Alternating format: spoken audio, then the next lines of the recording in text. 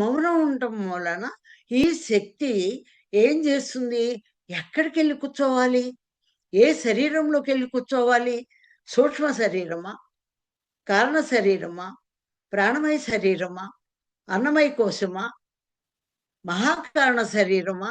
ఈ ఏడిట్లోకి వెళ్ళాలా? 7 చక్రాల్లోకి వెళ్ళాలా? అంతరేంద్రియాల్లోకి వెళ్ళాలా? భౌతికేంద్రియాల్లోకి వెళ్ళాలా? ఎక్కడ కూర్చోవాలి? ఎందుకంటే ఇది అదనపు శక్తి గదా! మనకుండే శక్తి కాకుండా అదనపు శక్తి పేరుకుపోయింది. 1,00,000 మంది శక్తి నువ్వు మౌనంలో ఉండేదలకి నీలోకొచ్చింది. ఎక్కడ కూర్చోవాలది? మాటలా? మౌనం అంటే మాటలా? రమణ మహర్షి జీవితాంతం మౌనం ఉన్నాడంటే మాటలా? అవతార్ బాబాజీ మౌనంగా ఉన్నారంటే మాటలా? మనకెలా కుదురుతుంది? మనకి కుదిరి తీరుతుంది. ఎలా కుదురుతుంది? ఏది కూడా అనుకోవద్దు. నువ్వు చెయ్యాలి అనుకుంటే నీ దారి అంతా సుగమమవుతుంది. ఆ శక్తిని ఎలా దేనిలో పెట్టాలి? వీళ్ళని ఎలా చేయాలని పత్రిజీ బ్రహ్మర్షి సుభాష్ పత్రిజీ అంటే మానవుడు కాదు, యోగి కాదు, యోగులు కాదు, యోగీశ్వరుడు దేవుడు అనంత విశ్వాలకి రాజు ఆయన. ఆయన ఆధీనంలో ఉన్నాయి అన్ని.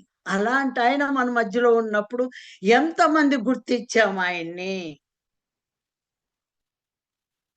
ఓ గురువు సుభాష్ పత్రి ధ్యానం చెప్పారు. ఇదా?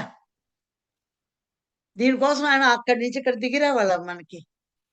అలాంటి శక్తిని ఎక్కడ పెట్టాలి? ఎలా వెళ్ళాలి అనంటే ఆయన శ్వాసలో పెట్టారు. శ్వాసలో కలిపారు. ఎంత వండర్ మేడం! ఎంత అద్భుతం! ఎంత పరమాద్భుతం! ఎందుకంటే అది ఎనర్జీ. ముక్కులో గాలే వెళుతుంది. నోట్లో శబ్దమే వస్తుంది. ఆహారమే వెళుతుంది. కానీ ఈ గాలిలోకి ఈ ముక్కులోకి ఇంకోటి దూరదు. ఒక్క నీటి చుక్క దూరినా అయిపోతాం. తుమ్ములొచ్చేస్తాయి. ఒక గాలి తప్ప ఇంకేమి వెళ్ళదు. అలాంటిది ఏది రానటువంటి ప్రదేశం ఒక్క గాలి తప్ప. ఆ గాలిలో ఈ మౌన శక్తినంతా పెడితే ఇది లోపలికి వెళ్ళి ఆ ప్రాణానికి ప్రాణశక్తిని అందించి మన ప్రాణాన్ని 1కి 10 రెట్లు, 100 రెట్లు, 1000 రెట్లు, 1,00,000 రెట్లు పెంచింది.